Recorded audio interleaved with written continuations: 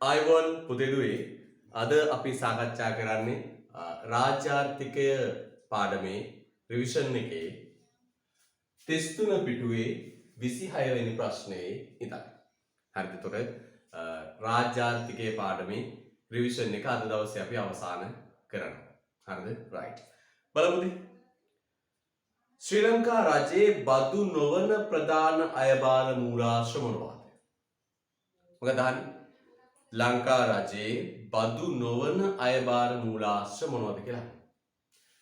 පුතේ අපි දන්නවනේ රාජ්‍ය අයබාරය.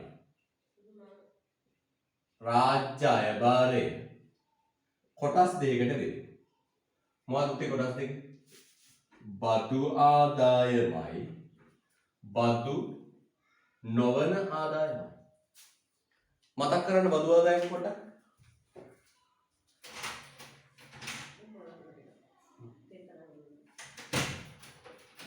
බදු ආදායමයි බදු නොවන ආදායමයි. හරිද? රයිට්. බදු ආදායමයි බදු නොවන ආදායම. අපි ගිය සතිවල බදු ආදායම සම්පූර්ණයෙන් සාකච්ඡා කළා. අද අපි බදු නොවන ආදායම ගැන කතා කරමු. මොනවද පුතේ බදු නොවන ආදායමට වැටෙන්නේ? මෙන්න මේවා. අපි දන්නවා රාජ්‍ය ව්‍යවසායන්ගේ ලාභාංශ. මහජන බැංකුව ලාභ ලබනවා, ලංකා බැංකුව ලාභ ලබනවා, ජාතික ඉතිරි කිරීමේ ආයතනය ලාභ ලබනවා, සුරුකුම්පත්තා විනිමය කොමිෂන් සභාව ලාභ ලබනවා. නේද? විදුලි සංදේශ නියාමන කොමිෂන් සභාව ලාභ ලබනවා. ඒ ලාභ ලබන රාජ්‍ය ආයතනවල ලාභ. හරිද? රයිට්. තව රජයේ දේපල ආදායම. උතම දැන් මේ ආණ්ඩුවේ ගොඩක් තිබිච්ච දේපල බදු දීලා තියෙන පෞද්ගලික අංශයට. ඔය වතු එහෙම අවුරුදු 99ට ආදී වශයෙන් බදු දීලා තියෙනවා. ඒ දේපල වලට ලැබෙනව මොනවද? බදු කුලී ආදායම්. ඒවා. ඊට පස්සේ ජාතික ලොතරැයි මණ්ඩලයේ ආදායම්. ඊට පස්සේ ඔන්න ඔය වගේ අපි දැන් උසාවියකට ගියාම අහනවා යුස්මතා වැරදිකරුද නිවැරදිකරුද? වැරදිකරු ස්වාමීනි දඩේ 50,000යි. කෙලින්ම ආණ්ඩුවේ ආදායම්. හරිද? තව අපිට ඔය ප්‍රාදේශීය ලේකම් කාර්යාලයට වගේ ගියාම සමහර වෙලාවට ඒ සේවාවන් ලබා ගන්න අපිට කොලයක් පුරවන්න වෙනවා, ෆෝම් එකක් ගන්න වෙනවා, ගාස්තුවක් ගෙවන්න වෙනවා. පරිපාලන ගාස්තු. ඔන්න ඔය තමයි පුතේ බදු නොවන ආදායම කියලා කියන්නේ. ඉතින් මගේ බුද්ධිමත් පුතා දුවා මේව ගැන ඔබට ප්‍රායෝගිකව දැනුම තියෙනවා. ටක් ගාලා මතකෙට ගන්න පුළුවන්. ඔව් බලපත්‍ර ගාස්තු වගේ දේවල්. රයිට් ලියන්න පුතේ. ලියන්න. රාජ්‍ය ව්‍යවසායන්ගේ ලාභාංශ. ලියාගෙන යන්න. රාජ්‍ය ව්‍යවසායන්ගේ ලාභාංශ.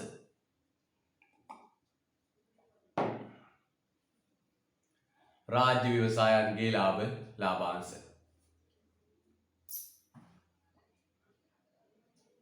රාජ්‍ය ව්‍යවසායන්ගේ ලාභාංශ.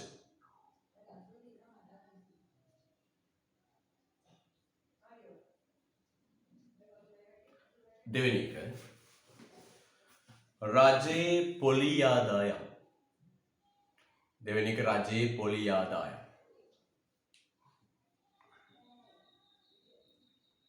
ඊළඟ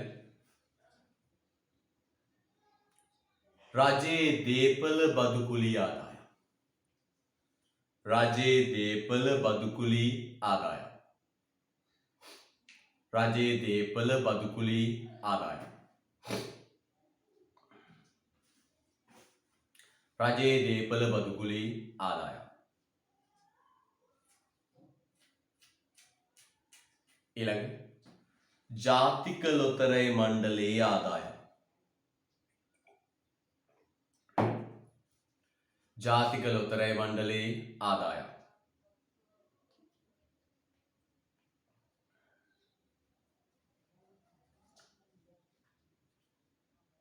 සේවා හා පරිපාලන ගාස්තු. සේවා හා පරිපාලන ගාස්තු. සේවා හා පරිපාලන ගාස්තු. සේවා හා පරිපාලන ගාස්තු.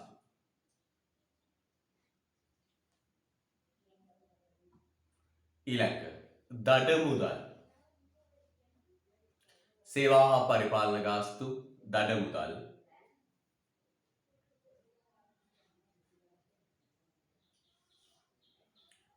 සමාජ සංරක්ෂණ දායක ගෙවීම සමාජ සංරක්ෂණ දායක ගෙවීම හොඳයි ඔන්න ඕක සමාජ සංරක්ෂණ දායක ගෙවීම right ඔන්න ඔය ටික හොඳයි හොඳ උස්මක් ගන්න right පුතේ ඔන්න පුතේ රජයේ බදු නොවන ආදායම් ටික පැහැදිලිද right ඊට පස්සේ යනවා 27 වෙනි ප්‍රශ්නය ශ්‍රී ලංකාවේ රාජ්‍ය අයභාරයේ මෑත කාලීන උපනති දළදේශීය නිෂ්පාදනයේ වර්ධනය සමග කිට්ටු සම්බන්ධතාවක් පෙන්වු නොකරයි.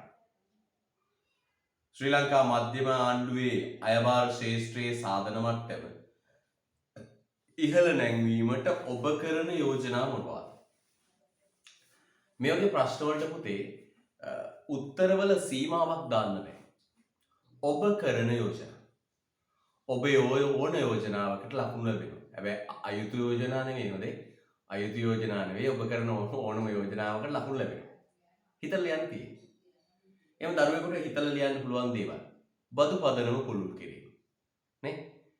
බදුගේ පදනම පුළුල් කරන්න ඕන. දැන් පහුගිය දවස්වල අපි දැක්ක දෙයක් තමයි ලක්ෂයකට වඩා වැඩි මාසික ආදායමක් තියෙන හැමෝගෙම 100%ක් ගන්න. බදු පදනම පුළුල් කිරීමක් පුතේ. ඊළඟ බදු ව්‍යුහය සරල කිරීම. මේ බදු ක්‍රමයේ පුතේ සරල කරන්න ඕන. අපේ රටේ තියෙන ප්‍රධාන අවුල තමයි පුතේ බදු ක්‍රමය හරි සංකීර්ණයි. බදු ක්‍රමය හරීම සංකීර්ණයි. සංකීර්ණයි. අන්නේ බදු ක්‍රමය පුතේ සරල කරන්නට ඕන. ඊළඟ බදු පරිපාලනය කාර්යක්ෂම කිරීම. අපේ රටේ බදු අය කරන ආයතන පුතේ හරි අකාර්යක්ෂමයි. අපේ රටේ බදු අය කරන ආයතන හරි අකාර්යක්ෂමයි. ඊට පස්සේ බදු සහන විරාම සංශෝධනය කිරීම. අපි බදු සහන දීලා තියෙන අනවශ්‍ය දේවල් වලට. අපි දැන් මේ වර්තමාන ආණ්ඩුවත් ආපු ගමන් විශාල බදු සහන ප්‍රමාණයක් දුන්නා. හැබැයි බදු සහන ඇත්තටම දිය යුතු සහනද කියන සම්බන්ධයෙන් විවාදයක් ගැටලුවක් තියෙනවා. හරිද? right. ඊළඟ රාජ්‍ය ව්‍යවසායන් කාර්ය සාධනයේ ඉහළ නැංවීම. අපි දන්න මේ රාජ්‍ය ආයතන බොහොමයක් අති අකාර්යක්ෂමයි. ඔබ දකින්න ඇති පහුගිය දවස්වල අතර ශ්‍රී ලංකා ප්‍රමිති ආයතනය විශාල වියදමක් දරන නඩත්තු කරන ආයතන. ඒකේ අධ්‍යක්ෂකතුමිය කියනවා වහ ටිකක් කෑවට කමක් නැහැ. බලන්න තියෙන්නේ මේ රාජ්‍ය ආයතන අකාර්යක්ෂමයි මගේ පුතේ. වහ ටිකක් කෑවට කමක් නැහැ කිව්ව ඒ අධ්‍යක්ෂකතුමිය. කිසි හිරිකිතයක් නැහැ. මාත් ඉස්සරහට ඇවිල්ලා කියනවා වහ ටිකක් කෑවට කමක් නැහැ. නම් වස කියන්න ඕනේ නැහැ නේ පුතේ නේද? ඒතලා මේ රාජ්‍ය ආයතන ප්‍රමිති ආයතනයේ ඉඳලා සියල්ල අකාර්යක්ෂමයි. මේ අකාර්යක්ෂම රාජ්‍ය ආයතන අපි කාර්යක්ෂම කරන්නට ඕන. 28 වෙනි ප්‍රශ්නය. මෑත වර්ෂවල ශ්‍රී ලංකාවේ රාජ්‍ය ආදායම් සංයුතියේ ඔබ දකින විශේෂ ලක්ෂණ මොනවාද? මෙන්න මේ අපිට දකින්න පුළුවන්. රාජ්‍ය ආදායමෙන් 89ක් බදු ආදායම් වී. අපි ගුවනේ රාජ්‍ය අයභාරයෙන් 89ක් මොනවද? බදු ආදායම. බදු නොවන ආදායම් කීයද? 11. එන මොකක්ද? රාජ්‍ය ආදායමෙන් 89%ක්ම බදු ආදායම. ඊට පස්සේ රාජ්‍ය ආදායමෙන් 77ක් බවන වක්‍ර බදු වලින් නෙමෙයි. 77%ක්ම ලැබෙන්නේ මොනවයින්ද? භාණ්ඩ හා සේවා මත බදු නැත්තම් වක්‍ර බදු. වැඩිම බදු ආදායම් ප්‍රමාණයක් ගේන්නේ ආදායම් භාණ්ඩ හා සේවා බද්දෙන් ලැබෙන. වැඩිම ආදායමක් ලැබෙන්නේ භාණ්ඩ හා සේවා මත බදු වලින්. ආදායම් බදු වල සාපේක්ෂ දායකත්වය රාජ්‍ය ආදායමෙන් 23%ක මට්ටමේ පැවතී. ඔකත් පුතේ අපේ රටේ විශේෂ ලක්ෂණයක්. ආදායම් බදු ඉතාම අඩුයි. දැන් වෙන රටක් ගත්තොත් පුතේ 80%ක් විතර තියෙන්නේ ආදායම් බදු. භාණ්ඩ හා සේවා මත බදු අඩුයි. දැන් ඇමරිකාව ගත්තම රාජ්‍ය ආදායමෙන් 80%ක් විතර තියෙන්නේ බදු මේ ආදායම් බදු. භාණ්ඩ හා සේවා මත බදු තියෙන 20ක් වගේ. හැබැයි මගේ රටේ ඒක ඊට වඩා හාත්පසින් වෙනස්.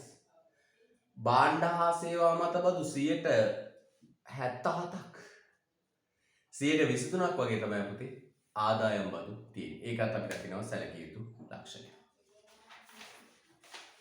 ඊට පස්සේ ඔන්න පුතේ එනවා අපි අයවැය ලේඛනය ගැන සාකච්ඡා කරන්න. අයවැය ලේඛනය තමයි අද දවසේ අපේ ප්‍රධාන සාකච්ඡාව. අයවැය ලේඛනය. නිර්වචනයක් විදිහට කිව්වොත් අපේක්ෂිත ඉදිරි වර්ෂයක් සඳහා ඇස්තමේන්තුගත ආදායම වියදම සහ හිගයක් ඇත්නම් පියවා ගන්නා ආකාරය ඇතුළත් කරමින් මුදල් ඇමතිවරයා විසින් පාර්ලිමේන්තුවට ඉදිරිපත් කරන ඇස්තමේන්තුව කෙටුම්පත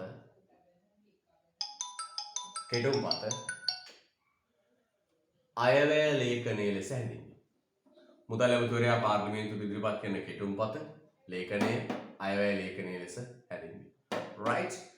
ඕකේ ගිණුම් ශේෂ 3ක් තියෙනවා. මොකක්ද ශේෂ 3? වර්තන ගිණුමේ ශේෂය, ප්‍රාථමික ගිණුමේ ශේෂය සහ සමස්ත ශේෂය.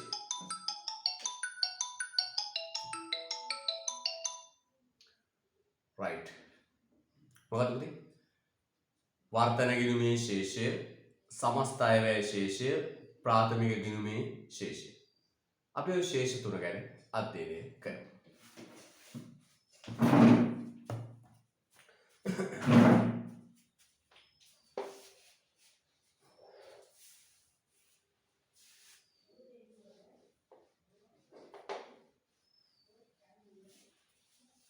ඉස්සෙල්ලම ගමු පුතේ අපි වර්තන ගිණුමේ ශේෂය. ඉස්සෙල්ලම ගමු මොකක්ද? වර්තන ගිණුමේ ශේෂය.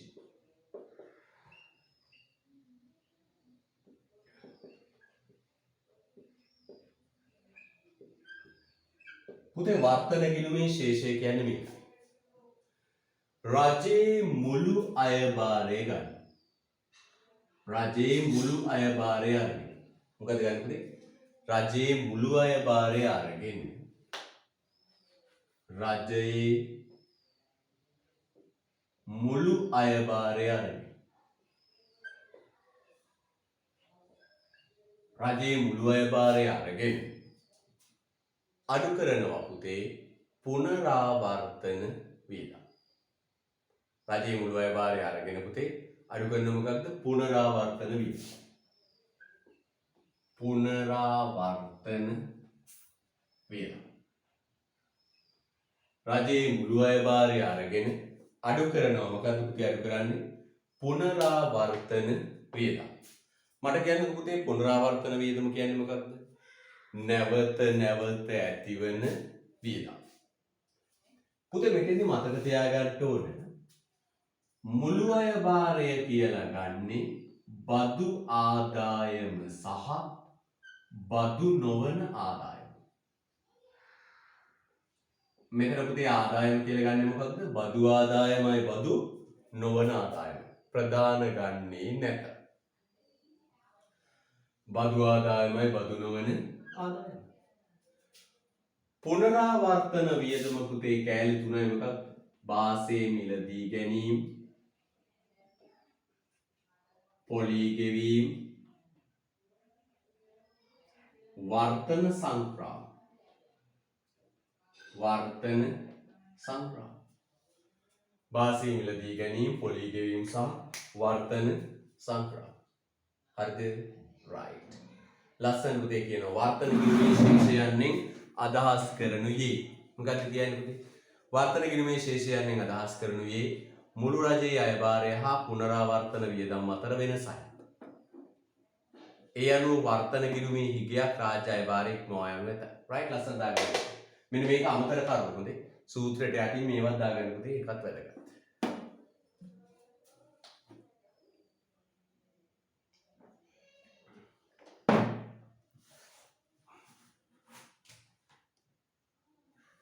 right.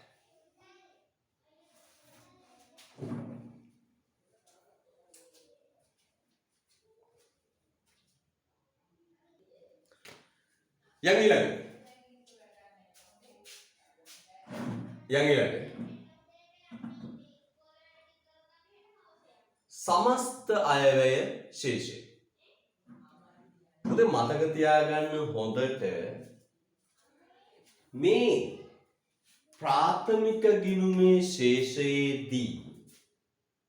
ප්‍රාථමික ගිණුමේ ශේෂයේදී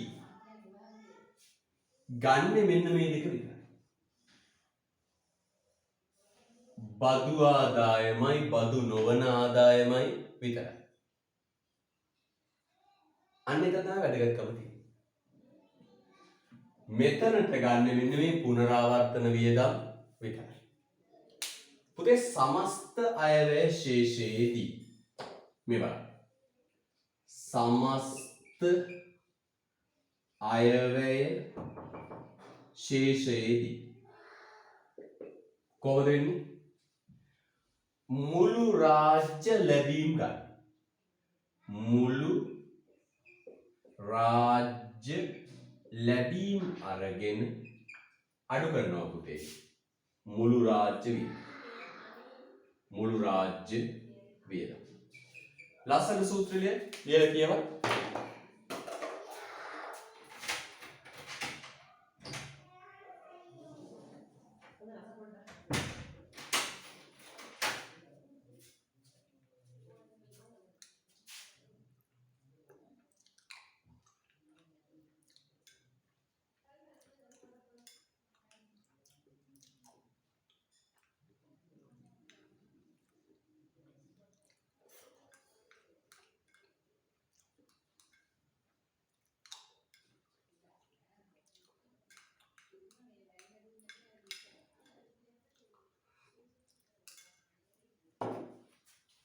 හරිද? right. සමස්ත අයවැය ශේෂය සමානයි මුළු රාජ්‍ය ලැබීම් ඍණ මුළු රාජ්‍ය වියදම්. මේ රාජ්‍ය ලැබීම් වලට පුතේ කෑලි තුනක් වැටෙනවා. මොකක්ද? බදු ආදායම, බදු නොවන ආදායම, ප්‍රධාන කියන තුන වැටෙනවා. ප්‍රධානත් වැටෙනවා. ප්‍රධාන කියන දේ ඔතන ලියපු නිසා තමයි පුතේ ප්‍රධාන කියන වචනේ ඔතන ලියපු නිසා තමයි පුතේ මෙතනට ලැබීම් කියලා ලියුවේ. ප්‍රධාන කියන වචනේ ලියපු නිසා තමයි ප්‍රධාන තිය ලැබෙන්නේ. ප්‍රධානත්වයේදී අයබාරය කියලා දාන්න බැහැනේ. එම සුද්ධ විනා වෙයි. යපු මුන් අපිට නිකන් දීපු ටික උන් ආදායමක් විදියට සලකලා අපි උන්ට නිකන් පිනට දුන්නේ සංක්‍රාම. ප්‍රධාන දීපු ටික උන් ආදායමක් විදියට ලියාගෙන සුද්ධ විනා වෙනවා. අන්න බදු ආදායම බදු නොවන ආදායම ප්‍රධාන කියන තුනම ගන්නවා. එතන කියන්නේ මුළු රාජ්‍ය ලැබීම. රාජ්‍ය වියදම පුතේ තියෙනවා. මොනවද තියෙන්නේ? පුනරාවර්තන වියදම, ප්‍රාග්ධන හා සුද්ධ ණය කියන තුනම තියෙනවා. දෙකම තියෙනවා. පොඩක් සමීකරණයකින් තව දාගන්න. සමීකරණයකින් දාගන්න.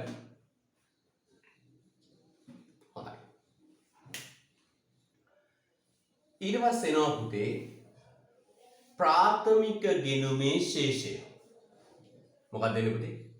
ප්‍රාථමික ගිණුමේ ශේෂය. පුතේ ප්‍රාථමික ගිණුමේ ශේෂය හැදෙන්නේ මෙහෙමයි. දැන් ප්‍රාථමික ගිණුමේ ශේෂය යනු රාජ්‍ය ණය සඳහා ගෙවන පොලිය හැර මුළු වියදම. හයිලයිට් කරන්න. රාජ්‍ය ණය සඳහා ගෙවන පොලිය හැර මුළු වියදම. රාජ්‍ය ණය සඳහා ගෙවන පොලිය හැර මුළු වියදම.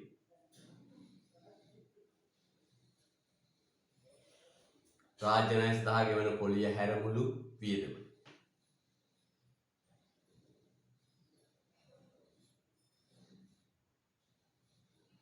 සහ ලැබීම් අතර පරතරය. මෙන්න මේකයි පුතේ කතාව. මේ සමස්ත අයවැය ශේෂයේ පුතේ අවුලක් තියෙනවා. සමස්ත අයවැය ශේෂයේ තියෙන අවුල මොකක්ද?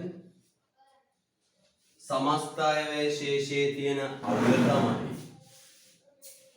මෙන්න මෙතන තියෙනවා පුතේ පොලිගෙවි. මේකස් තියෙන මොන? පොලිගෙවි. ණය පොලි. හැබැයි ණය පොලිය කියන්නේ පුතේ මේ ප්‍රවර්තන වර්ෂයට අදාළ එකක් නෙවෙයි.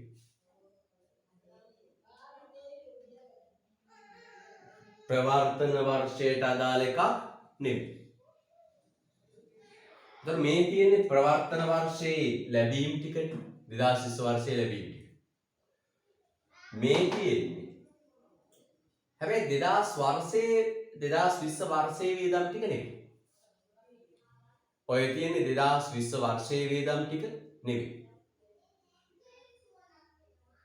එහෙම වෙන්නේ පුතේ මෙන්න මේ මුළු රාජ්‍ය වියදම ඇතුලේ තියෙන ණය පොලි රාජ්‍ය ණය පොලිය කියන එක මේ ප්‍රවර්තන වර්ෂයට අදාළ එකක් නෙවෙයි. ප්‍රවර්තන වර්ෂයට අදාළ එකක් නෙවෙයි. මේ තියෙන රාජ්‍ය ණය පොලිය මේ වර්තමාන වර්ෂයට අදාළ ප්‍රවර්තන වර්ෂයට අදාළ එකක් නෙවෙයි. මේක මේ කලින් අවුරුදු වලට අදාළ එකක්. තොර 2020 වර්ෂයේ ගෙවන්නේ 2020 වර්ෂයට අදාළ ණය පොලියක් නෙවෙයි. ඊට පෙර වර්ෂ වලට අදාළ ණය පොලියක්. අන්න ගැටලුව. තොර ප්‍රවර්තන වර්ෂයේ අයවැය හිග වෙන්න හරි ප්‍රවර්තන වර්ෂයේ අයවැය හිග වෙන්න බලපාන ප්‍රධාන හේතුවක් තමයි පුතේ මේ පෙර වර්ෂවල ණය පොලිය. ඒතර පොඩි ප්‍රශ්නයක් මොකක්ද?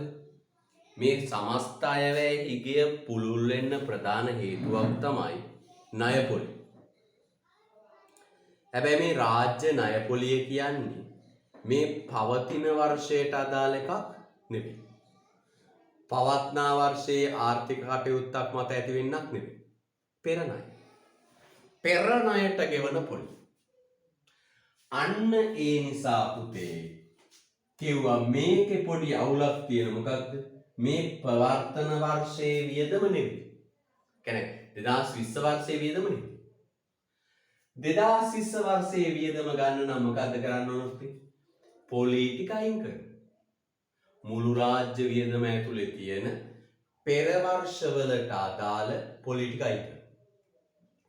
අන්න කියනවා පුතේ රාජ්‍ය ණය පොලි හැර මුළු රාජ්‍ය වියදම. මොකක්ද කරන්නේ? රාජ්‍ය ණය පොලි හැර මුළු රජයේ වියදම. අන්න දැන් පුතේ ප්‍රවර්තන වර්ෂයේ වියදම ගන්නවා පුතේ මුළු රාජ්‍ය ලැබෙන. මුළු රාජ්‍ය ලැබෙන.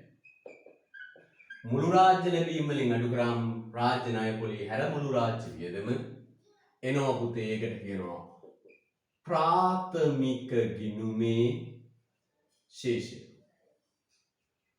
එහෙනම් ප්‍රාථමික ගිණුමේ ශේෂය හැදෙන්නේ කොහොමද? ප්‍රවර්තන වර්ෂයේ ලැබීම් වලින් ප්‍රවර්තන වර්ෂයේ ණය පොලිය අඩු කර. හරිද? right ලස්සනයි. ප්‍රාථමික ගිණුමේ ශේෂය.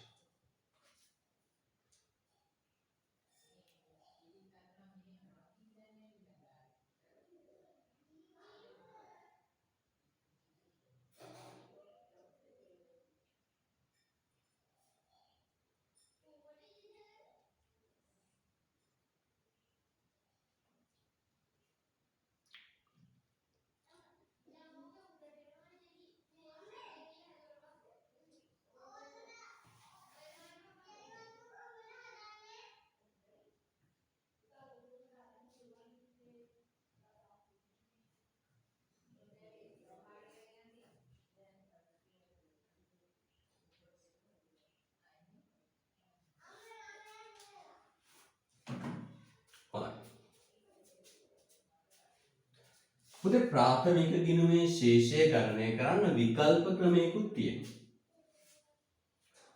ප්‍රාථමික ගිණුමේ ශේෂය ගණනය කරන්න විකල්ප ක්‍රමයක් තියෙනවා. අපි අභ්‍යාස ගණන් හදලා පෙන්නන්නම්. මෙන්න මේක. ප්‍රාථමික ගිණුමේ ශේෂය සමානයි සමස්ත අයවැය හිගය. මේ අයවැය හිග උනේ පොලී ගෙවීම අඩු කරලානේ. මෙච්චර හිගයක් වෙන්නේ පොලී ගෙවීම අඩු කරලානේ. එකතු කරන්න පුතේ රාජ්‍ය ණය පොලී. මම අභ්‍යාසයක් කරනකොට ගණන් හදනකොට පෙන්නන්න ඕකත් හරි. ඒකත් දාගන්න දෙවෙනි කොට.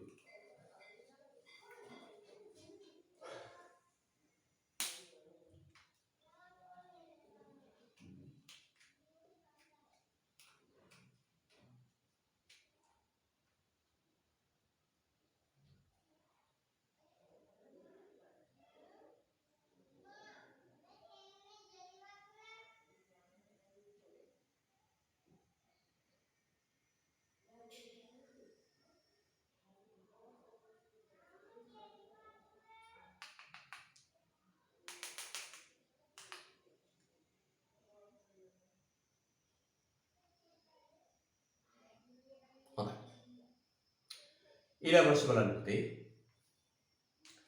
ශ්‍රී ලංකාවේ වර්තන ගිණුමේ අඛණ්ඩව හිගයක් වාර්තා වේ. ලංකාවේ පුතේ වර්තන ගිණුමේ අඛණ්ඩව හිගයක් තියෙනවා. නොනවති හිගයක් තියෙනවා. පසුගිය වසර ගත්තම අඛණ්ඩවම හිගයක්. වර්තන ගිණුමේ හිගයක් පැවතීමේ ආර්ථික ප්‍රතිවිපාක කවරේ?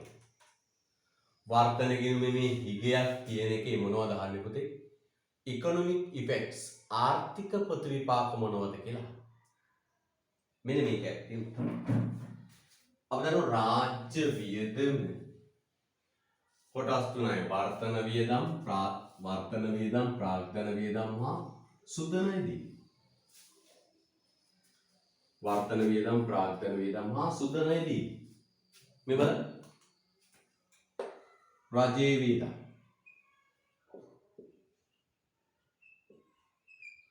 මොනවද?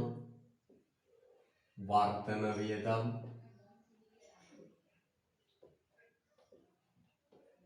ප්‍රාග්ධන වියදම්, සුද්ධනයදී.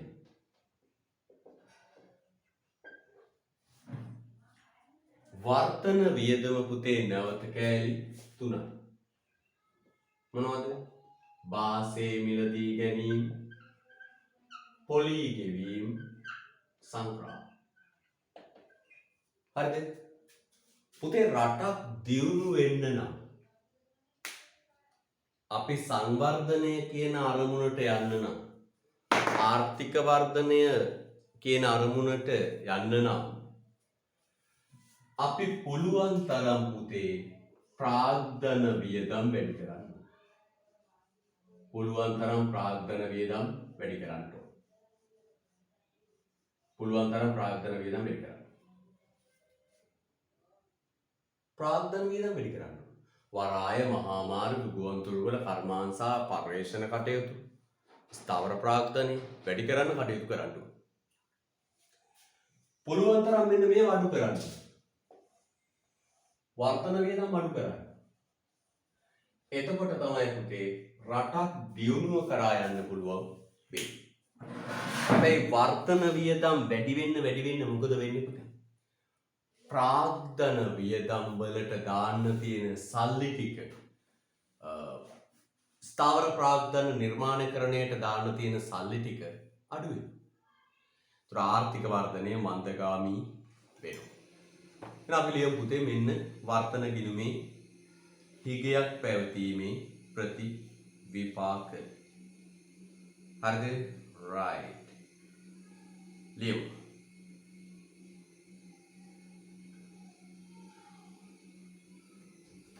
ලියපේ.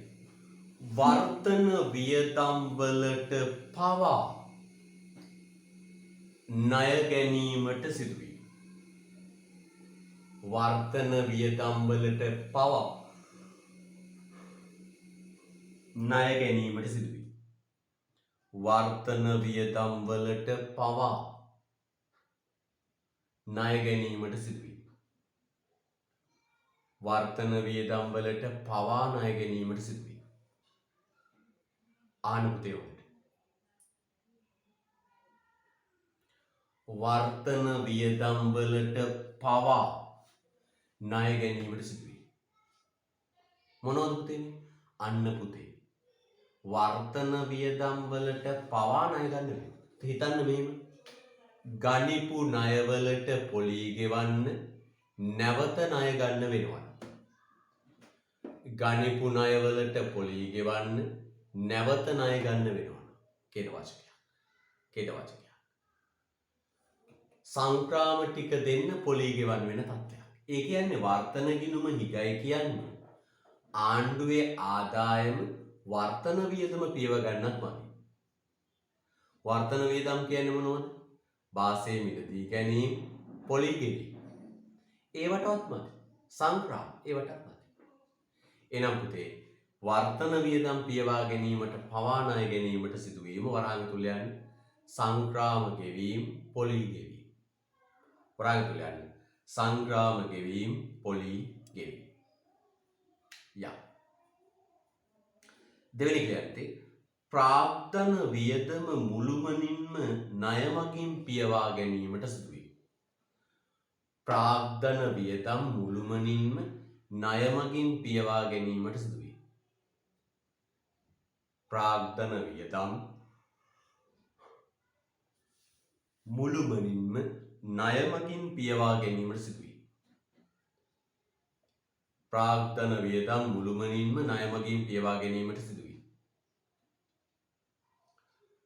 ප්‍රාග්ධන වියදම් මුළුමනින්ම ණය මගින් පියවා ගැනීමට සිදුවේ.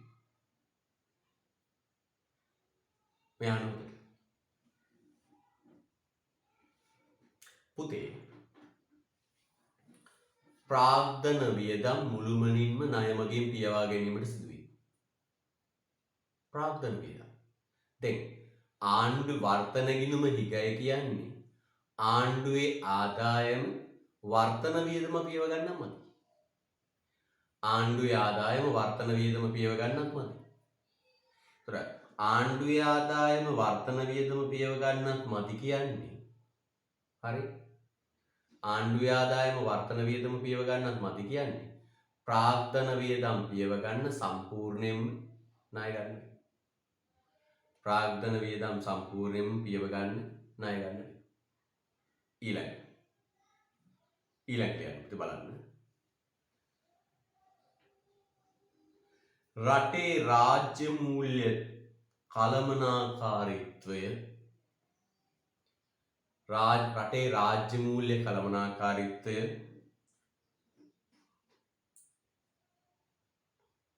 අයහපත් බව රටේ රාජ්‍ය මූල්‍ය කළමනාකාරීත්වය අයහපත් බව නිරූපණය කරන දර්ශකයක් වීම. රටේ රාජ්‍ය මූල්‍ය කළමනාකාරීත්වය අයහපත් බව නිරූපණය කරන දර්ශකයක් වීම. රටේ රාජ්‍ය මූල්‍ය කළමනාකාරීත්වය අයහපත් බව නිරූපණය කරන දර්ශකයක් වීම. අන්න රටේ රාජ්‍ය මූල්‍ය කළමනාකාරීත්වය අයහපත් බව පෙන්වන දර්ශකයක් වීම. ප්‍රශ්න නේ පුතේ සුද්දෙක් ඇවිල්ලා බැලුවොත් අපේ රටේ වර්තන ගිණුමත් හිගනේ. සුද්ද කියයි යක උඹලා රටේ තියෙන ආණ්ඩුවක්ද පාණ්ඩුවක්ද? වර්තන වියදම කියන්නේ රජයේ එදිනෙදා වියදම.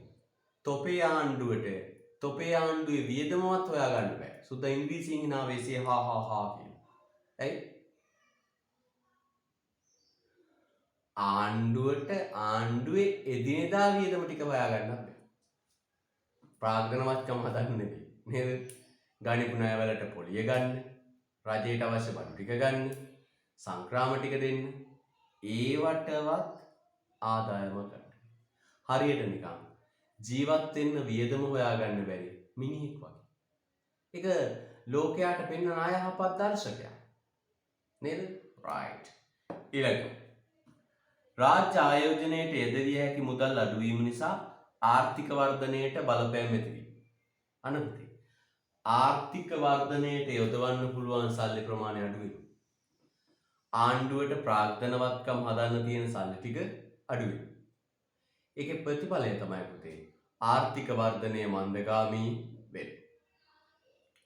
ඊළඟ සමස්ත අයවැය හිගේ පුළුල් වීම. ඔව් වර්තන ගිණුමත් තිගයි කියන්නේ සමස්ත අයවැය හිගේ කොහොමද පුළුල්. ඊළඟ ණය ලබා ගැනීම නිසා නොපියූ ණය ප්‍රමාණය ඉහළ යාම. ණය ලබා ගැනීම නිසා නොපියූ ණය ප්‍රමාණය ඉහළ යාම. අයික්ලිවේ නේද? ලියන්නේ රාජ්‍ය ආයෝජනයට යෙදවිය හැකි මුදල් ප්‍රමාණය අඩු වීම නිසා ආර්ථික වර්ධනයට අහිතකර වේ. ලියන්න. රාජ්‍ය ආයෝජනයට යෙදවිය හැකි මුදල් අඩු වීම නිසා ආර්ථික වර්ධනයට අහිතකර වේ. රාජ්‍ය ආයෝජනයට යෙදවිය හැකි මුදල් අඩු වීම නිසා ආර්ථික වර්ධනයට අහිතකර වේ.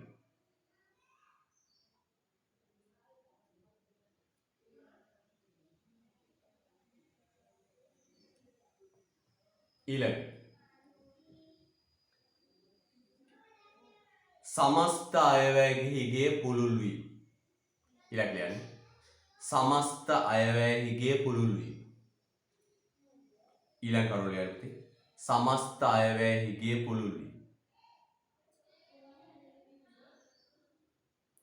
සමස්ත අයවැයහිගේ පුළුල් වීම. සමස්ත අයවැයහිගේ පුළුල් වීම.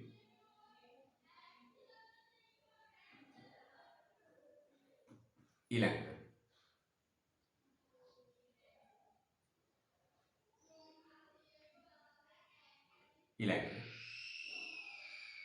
නොපිය වූ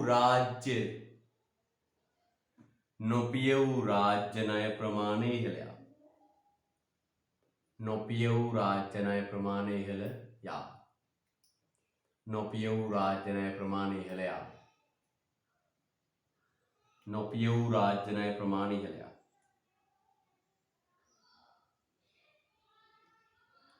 නොපිය වූ රාජ්‍ය ණය ප්‍රමාණය ඉහළ යාම. right. නොපිය වූ රාජ්‍ය ණය ප්‍රමාණය ඉහළ යාම. හොඳයි. ඇති මොනවද ලිව්වේ? රාජ්‍ය ආයෝජනයට යෙදවිය හැකි මුදල් අඩු වීම නිසා ආර්ථික වර්ධනයට අහිත කරවීම. සමස්ත අයවැයහිගේ පුළුල් වීම. නොපිය වූ රාජ්‍ය ණය ප්‍රමාණය ඉහළ යාම. සමස්ත ඉතුරුම් ප්‍රමාණය අඩු වීම. ඊළඟ අන්තිම එක සමස්ත ඉතුරුම් ප්‍රමාණය අඩු වීම. සමස්ත ඉතුරුම් ප්‍රමාණය අඩු වීම. හරි. ආයන්න කියව ගන්න පුතේ ප්‍රශ්න උත්තරේ දෙකම තියෙනවා. රෝමන් අංක 3 බලන්න. රෝමන් අංක 3 බලන්න. රාජ්‍ය ඉතුරුම් බීවිය හැක්කේ සමස්ත අයවැයහිගෙහි අතිරික්තයක් තිබුණොත් පමණි. කියන මොකක්ද? සමස්ත කියන මොකක්ද? රාජ්‍ය ඉතුරුම් බිහිවිය හැක්කේ සමස්ත අයවැයෙහි අතිරික්තයක් තිබුණොත් පමණි. ඔබ එකඟ වන්නේද? පුතේ රාජ්‍ය ඉතුරුම් කියලා කියන්නේ වර්තන ගිණුමේ ශේෂයටයි. සමස්ත ශේෂයට නෙවෙයි. මොකද්ද පුතේ කිව්වේ? රාජ්‍ය ඉතුරුම් කියලා අපි අර්ථකථනය කරන්නේ රාජ්‍ය ඉතුරුම් කියලා අර්ථකථනය කරන්නේ මොකද්ද පුතේ? රාජ්‍ය ඉතුරුම් කියලා අර්ථකථනය කරන්නේ මෙන්න මේ දේ. මොකක්ද? වර්තන ගිණුමේ ශේෂය. වර්තන ගිණුමේ ශේෂය තමයි පුතේ රාජ්‍ය ඉතුරුම් කියන්නේ. මේකේ ශේෂය ධන නම් කියනවා ඉතුරු. ඍණ නම් කියනවා නිර්විතුරු. එහෙනම් රාජ්‍ය ඉතුරුම් කියලා සලකන්නේ සමස්ත අයවැය අතිරික්තය නෙවෙයි. රාජ්‍ය ඉතුරුම් කියන්නේ වර්තන ගිණුමේ ශේෂය. ඒතර වර්තන ගිණුමේ ශේෂය හැදෙන්නේ මෙහෙමයි. කොහොමද? වර්තන කිරීමේ ශේෂය හැදෙන්නේ කොහොමද? මෙන්න මේ. කොහොමද පුතේ?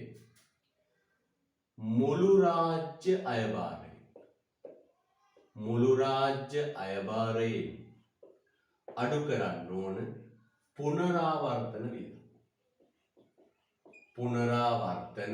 වියදම. ඔහොම පුනරාවර්තන වියදම් අඩු කළාට පස්සේ ධනාගයක් ආවොත් මෙන්න මුළු රාජ්‍ය අයභාරයේ 1000යි පුනරාවර්තන වියදම 950යි. වර්තන ගිණුමේ අතිරික්තයක් වෙනවා 50ක්. ඕකට තමයි කියන්නේ රාජ්‍ය ඉතුරු. ලස්සන දාගෙන මේක පටුකොට රාජ්‍ය ඉතුරු. සමස්ත අයවැයේගේ ඍණ වුණත් වර්තන ගිණුම අතිරික්තයක් නම් රාජ්‍ය ඉතුරු බිහි වෙනවා. සමස්ත අයවැයේගේ ඍණාගයක් වුණා. සමස්ත අයවැයේගයක් වුණා. වර්තන ගිණුමේ අතිරික්තයක් තියෙනවා නම් අපි ඒක රාජ්‍ය ඉතුරුම් විදියට සලකනවා.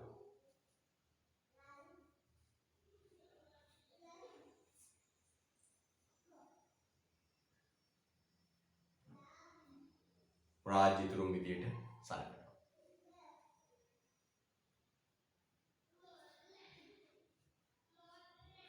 හොඳයි. බලමු දෙකේ රාජ්‍ය ඉතුරුම් බිහිවත්තේ සමස්ත අයවැයෙහිගෙහි අතිරික්තයක් තිබුණොත් පමණයි.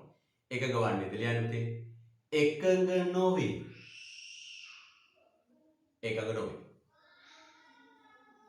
කියවන්න උත්තරේ රාජ්‍ය ඉතුරුම් යනු පුනරාවර්තන වියදම ඉක්මවා ඇති අයභාරය. එබැවින් වර්තන ගිණුමේ අතිරික්තයක් මගින් පෙන්වන්නේ රාජ්‍ය ඉතුරුම්. හයිලයිට් කරන්න පුතේ. වර්තන ගිණුමේ අතිරික්තයක් මගින් පෙන්වන්නේ රාජ්‍ය ඉතුරුම්. වර්තන ගිණුමේ අතිරික්තයක් මගින් පෙන්වන්නේ රාජ්‍ය ඉතුරුම්. වර්තන ගිණුමේ අතිරික්තයක් මගින් පෙන්වන්නේ රාජ්‍ය ඉතුරුම්. තව කියනවා සමස්ත අයවැය හිගයක් තිබුණද වර්තන ගිණුමේ අතිරික්තයක් බිහි විය හැකියි. අන්න සමස්ත අයවැය හිගයක් තිබුණත් වර්තන ගිණුමේ ශේෂය ධන නම් රාජ්‍ය ඉතුරුම් බිහි වෙනවා. සමස්ත අයවැය ඍණ වුණත් වර්තන ගිණුමේ අතිරික්තයක් තියෙනවා නම් රාජ්‍ය ඉතුරුම් ධන වෙනවා. හරිද? රයිට්. හොඳයි.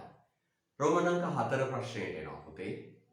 මෑත වර්ෂයේ ශ්‍රී ලංකාවේ අයවැය හිගේ දලදේශීය නිෂ්පාදනයේ 10ක් පමණ වේ. පුතා දන්නවද 2011 වසරේ අයවැය හිගය 2011 වසරේ අයවැය හිගය ඉතිහාසයේ වැඩිම අයවැය හිගයක් කියලා කියන්න පුළුවන්. 2020 වර්ෂයේ 2020 වර්ෂයේ අයවැය හිගය මේ ඉතිහාසයේ බිහිවෙච්ච වැඩිම අයවැය හිගය කියලා මට කියන්න පුළුවන්. ඉතිහාසය කියන්නේ මෑත කාලීන ඉතිහාසයේ ගොඩාක් පරණ ඉතිහාසය නෙවෙයි මෑත කාලීන ඉතිහාසයේ වැඩිම අයවැය හිගය. දැන් ඔබට මෙවර ඔන්න ඔය තැනින් ප්‍රශ්නයක් හැදෙන්න පුළුවන්. ඇයි? 2020 අවුරුද්දේ දැවැන්ත අයවැය හිගයක් නිර්මාණය වෙනවා. 11ක්. ආනෝබුතේ මෑත වර්ෂවල අයවැය හිගේ විශාල වීමට බලපෑ හේතු මොනවාද? මෑත වර්ෂයේ අයවැය හිගේ මේ අයවැය හිගේ විශාල වීමට හේතු. කාලීන ප්‍රශ්නයක්. තරු 3ක් දාලා තව පුංචි තරුවක් දාන්න.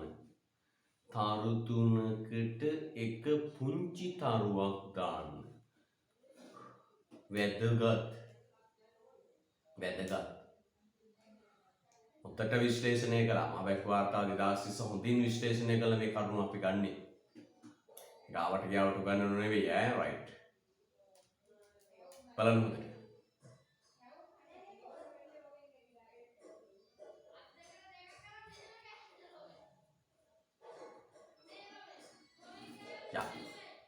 මෑත වර්ෂවල ශ්‍රී ලංකාවේ අයවැයගේ විශාල වීමට බලපෑ හේතු මොනවාද? මෑත කාලීන ශ්‍රී ලංකාවේ අයවැයගේ විශාල වීමට බලපෑ හේතු මොනවාද? එක ලියන්න පුතේ. රාජ්‍ය අයභාරය පහළ මට්ටමක පැවති. රාජ්‍ය අයභාරය පහළ මට්ටමක පැවති. රාජ්‍ය අයභාරය පහළ මට්ටමක පැවති.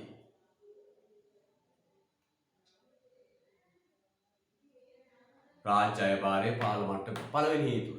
රාජ්‍ය අයභාරය පහළ මට්ටමක පැවති. යා. රාජ්‍ය අයභාරය පහළ මට්ටමක පැවති. පුතේ මේ ආණ්ඩුව ආපු ගමන් ඇනගත්ත තැන මම කියන්නද? මේ ආණ්ඩුව ආවේ අර වියත් මග කියලා තැනක ඉන්නේ. වියත් මග. මගේ පුතේ අපේ රටේ වියත්තු කියලා ඔය දේශපාලනයට බහැපු වියත්තු ඉන්නවනේ. අපේ රටේ වියත්තු ඉන්නවා මයිත්. අපේ රටේ වියත්තු ඉන්නවා කිසි ප්‍රශ්නයක් නෑ. හැබැයි වියත්තු කියලා දේශපාලනයේ බහැපු සීතා අරඹේ පොළගේ ඉඳලා අනිත් සියල්ල පුතේ උගත් මෝඩයෝ කියලා මම කියනවා. අපේ රටේ වියත්තු ඉන්නවා. අපේ රටේ ඉන්න වියත්තු සාමාන්‍ය විදියට ඒ අයගේ වැඩ කටයුතු කරගෙන ඉන්නේ.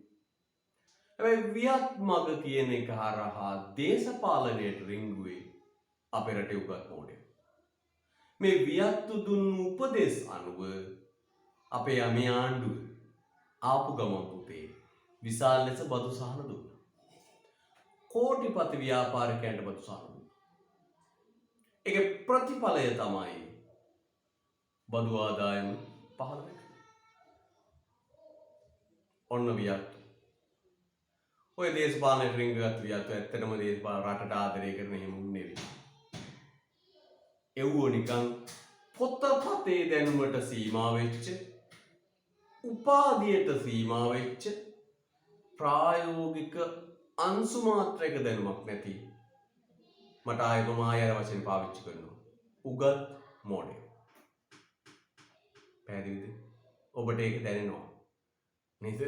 සීතා නෝනාගේ සිට අපි බලද්දී අපිට දැනෙනවා ඒ සිද්ධිය. පැහැදිලිද?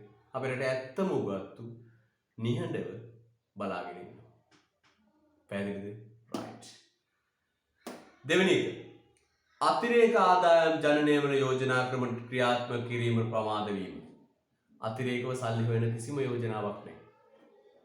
ඊළඟ රාජ්‍ය ව්‍යවසායන් අකාර්යක්ෂමතාව නිසා ඒවායේ ලාභ ඉපීමට අපසුසත් වීම. රාජ්‍ය ව්‍යවසායන් අකාර්යක්ෂම. ඒවයි සත පහක ලාභයක් ආදායමක් උපයන්නේ නැහැ. ඊළඟ එකතු කළ ආගම මත බද්ද හා ආදායම් බද්ද අඩු කිරීම. මම අර කිව්වේ ආපු ගමන් බදු අඩු කරා. බදු සහන දුන්න බදු අඩු කරා. ගෙදරට එන සල්ලි ටික අඩු කරගෙන පුළුවන් ද පුතේ ගෙදර දියුණු කරන්න? ආණ්ඩුවට එන ආදායම වැඩි කරගන්නවා මිසක පුතේ අඩු කරගෙන පුළුවන් ද පුතේ රටක් දියුණු කරන්න? නේද? එකතු කළාගේ මත්ත බද්දත් අඩු කළා ආදායම් බද්දත් අඩු කළා ආපු ගමන් මේ ආණ්ඩුව පුළුවන් ද පුතේ රටක ආදායම් වැඩි කරගන්න? ඔන්න වෙච්ච දේ. ඊළඟ ජාතිය ගොඩනැගීමේ බද්ද ආර්ථික සේවා ගාස්තුව අහෝසි කිරීම හයිලයිට් කරා. බදු දෙකක් අහෝසි කළා. මොකද අහෝසි කළේ? ජාතිය ගොඩනැගීමේ බද්දයි ආර්ථික සේවා ගාස්තුවයි.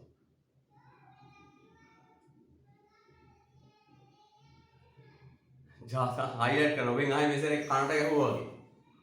අහෝසි කළ බදු දෙක මොකක්ද? ජාතිය ගොඩනැගීමේ බද්දයි ආර්ථික සේවා ගාස්තුවයි. National Building Tax and Economic Service Charge කියන බදු දෙක අහෝසි කරා. පැහැදිලිද? රයිට්. ඊළඟ දෙවෙනි කියලාන්තේ රාජ්‍ය වියදම් ඉහළ යාම. රාජ්‍ය වියදම් ඉහළ යාම. රාජ්‍ය වියදම් ඉහළ යාම. රාජ්‍ය වියදම් ඉහළ යාම. COVID-19 මර්ධනය සඳහා විශාල වියදම් ඉහළයක්. COVID-19 මර්ධනය සඳහා විශාල වියදම් ඉහළයක්. ඔව් පුතේ. කොරෝනා මර්ධනයට විශාල වියදමක් අපේ රටට දරන්න වුණා. දරා ගන්න බැරි තරම් වියදම්.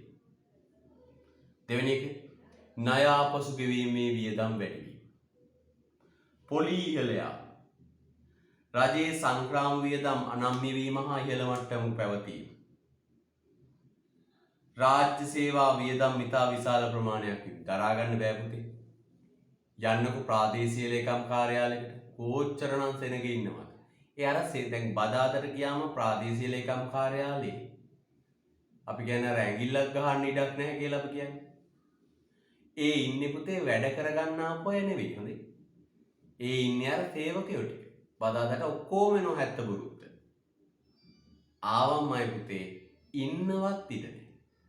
ඒ තරමට පුරවලා එන ආණ්ඩු රැකියා වැඩසටහන් කියලා අර උපාධිධාරීන් අරගෙන අර ඒජි ඔෆිස් එකේ පුරවලා ඉන්නවා. එව්වන්ගෙන් රටට වැඩකුත් නැහැ, එව්වන්ට වැඩකුත් නැහැ. වියදම විතරයිමයි පුතේ. සංගීත පුටු තරඟ වගේ.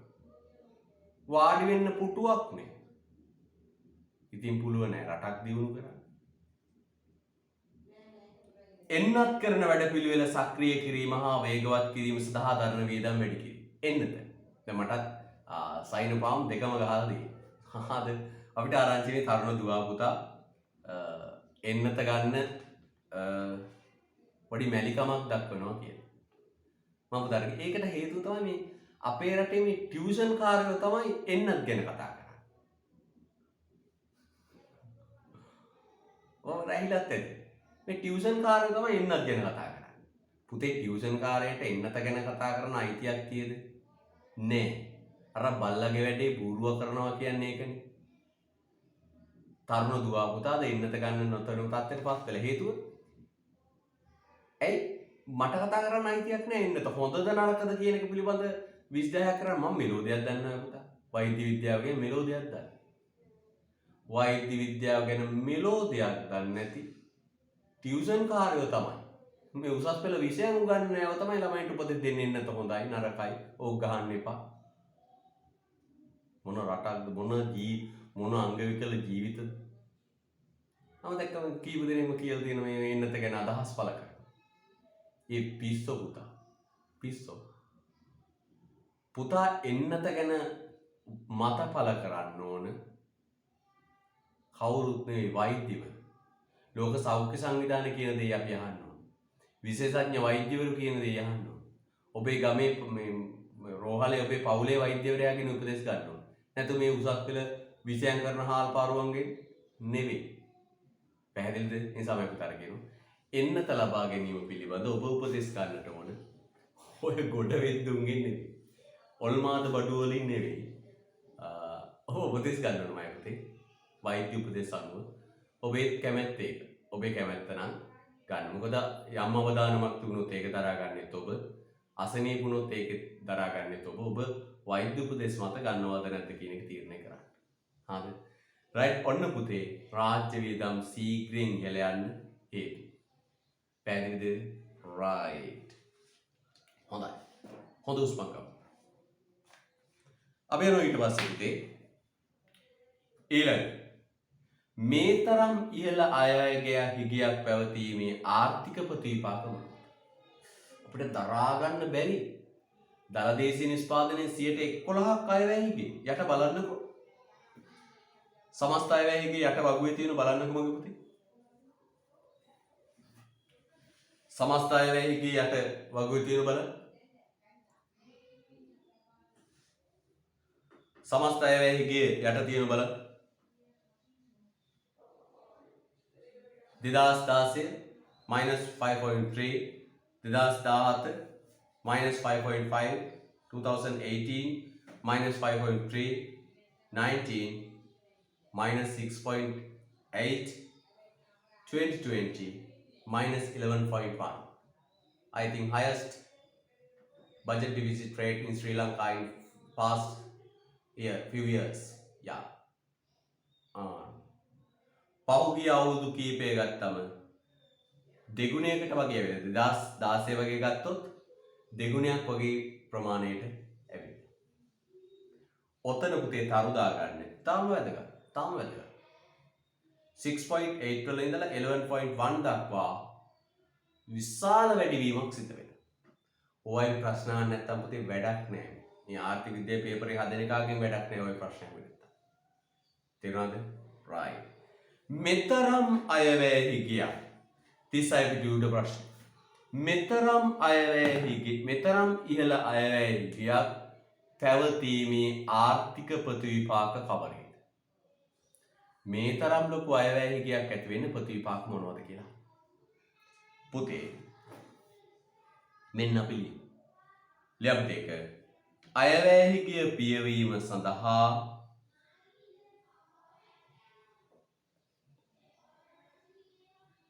අයවැයහි ගිය පියවීම සඳහා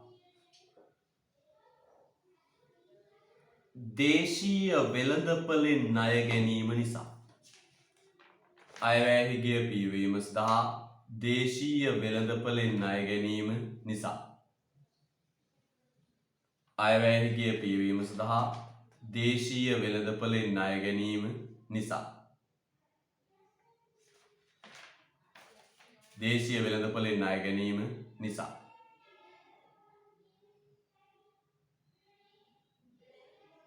පියවීම නිසා අයවැයහි ගෙවීම තා දේශීය වෙළඳපොළෙන් ණය ගැනීම නිසා පෞද්ගලික අංශය මත තෙරපුම් ප්‍රතිවිපාකය හටගැනේ. අයවැයහි ගෙය පියවීම සඳහා දේශීය වෙළඳපොළෙන් ණය ගැනීම නිසා පෞද්ගලික අංශය මත තෙරපුම් පීඩනය හටගැනේ. තෙරපුම් ප්‍රතිවිපාක හටගැනේ. පෞද්ගලික අංශය මත තෙරපුම් ප්‍රතිවිපාක හටගැනේ.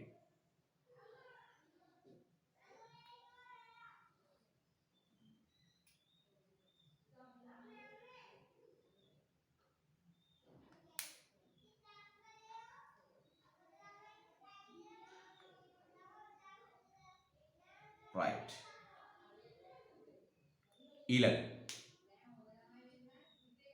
ඊළඟට දේශීය ණය අනුව වදගුපතේ පළවෙනි කිව්වේ මේ අයවැයහි ගිය පියවන්න රටේ වෙළඳපොලේ මූල්‍ය වෙළඳපොලේ තියෙන සල්ලි ටික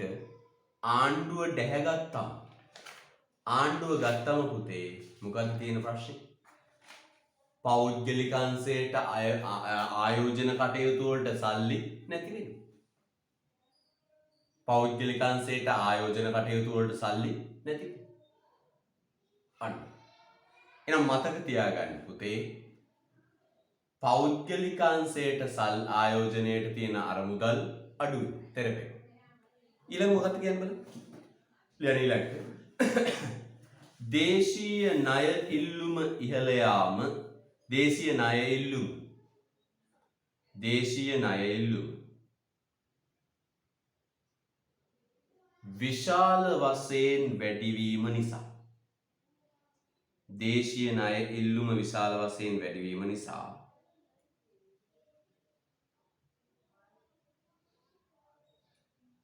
පොලි අනුපාතික ඉහළ යාම. පොලි අනුපාතික ඉහළ යාම.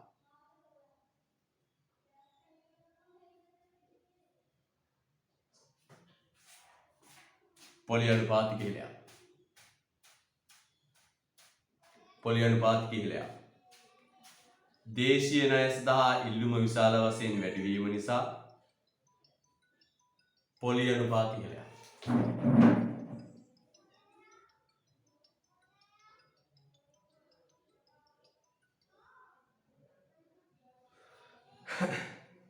දේශීය ණය ඉල්ලුම ඉහළ යාම විශාල ඉහළ යාම නිසා පොලි අනුපාතික ඉහළ යාම.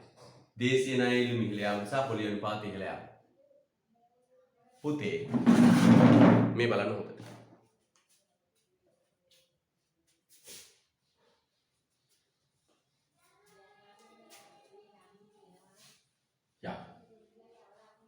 මේ බලන්න හොඳට.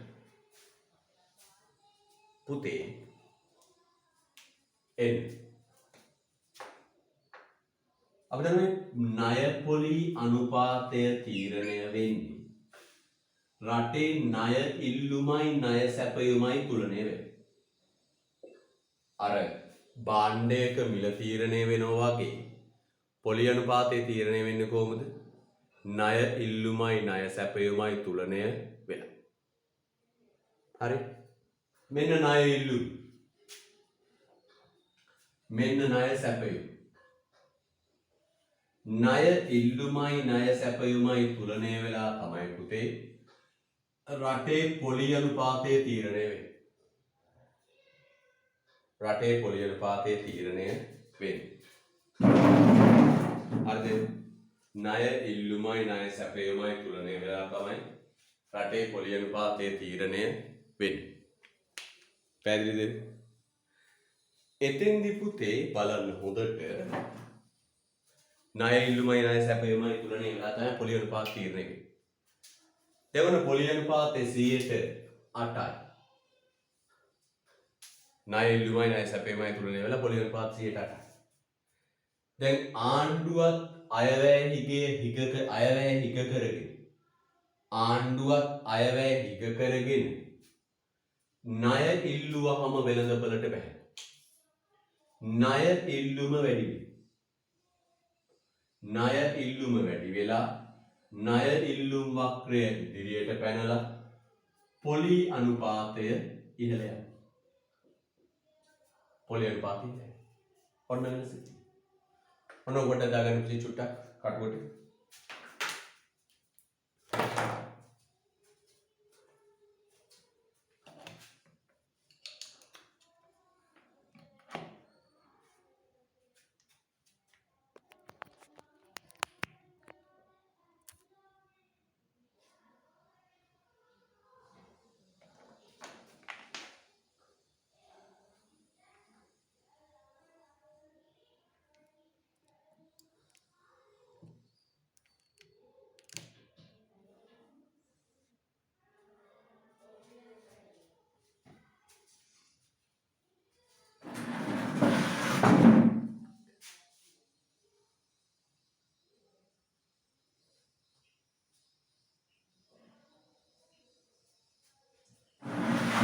පොලි අනුපාතය ඉහළ යනවා. ඊළඟට සමාහාර ඉල්ලුම ඉහළ යාම තුලින් සමාහාර ඉල්ලුම ඉහළ යාම තුලින්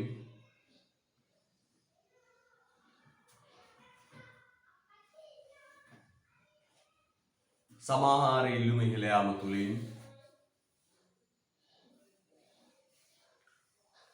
උද්දමන පීඩනයක් ඇති වී සමාහාර ඉල්ලුම ඉහළ යාම තුලින් උද්දමන පීඩනයක් ඇති වී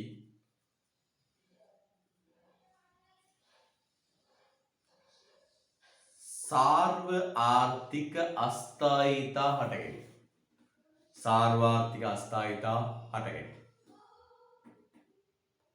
සාර්වාර්ථික අස්ථායීතා හටගෙන සමාහාර ඉල්ලුම ඉහළ යාම තුලින් උද්දමන පීඩනයක් ඇති වී සාර්වාර්ථික අස්ථායීතා ඇති වී right එහෙනම් බලන්න පුතේ හොඳට දැන් ආණ්ඩුව හිග අයවැය ලේඛනයක් හැදුවා කියන්නේ පුතේ වියදම් වැඩි වෙනවා කියන්නේ. ආණ්ඩුව හිග අයවැය ලේඛනයක් හැදුවා කියන්නේ වියදම් වැඩි වෙන එක නෙවෙයි. වියදම් වැඩි වෙන එක. ඒතර මේ වියදම් වැඩි වීම තුල වෙන්නේ පුතේ භාණ්ඩ ඉල්ලුම වැඩි වෙන එක. ඒක ප්‍රතිඵලයක් විදියට ඉල්ලුම වැඩි වෙලා උත්පන්නය හට ගන්නවා. මුද්‍රිත අකුරු තියෙනවා. සාර්වාර්ථික අස්ථායීතා ආර්ථික වෘද්ධියට හානි කරවි. මේ ආණ්ඩුව පුතේ පුළුවන් තරම් අයවැය හිග අයවැය ලේඛනයක් හදගෙන රටේම තියෙන සල්ලි ටික හූරලා අයවැය හිගේ පියවගෙන මේ යන ක්‍රියාවලිය තුළ රට අස්ථාවර වෙනවා. එක පැත්තෙන් උද්දමනය හට ගන්නවා. නේද? පෞද්ගලික අංශයට ආයෝජන වලට අරමුදල් නැති. ඊළඟ අයවැය හිගේ පුළුල් වීම නිසා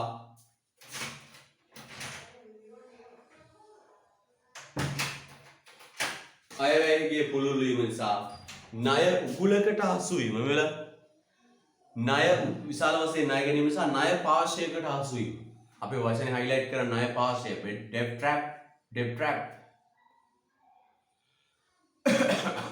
ණය උගුල කියන්නේ මොකද්ද? ණය නැතුව ඉස්සරහට යන්නත් බෑ. ණය නැතුව ඉස්සරහට යන්නත් බෑ.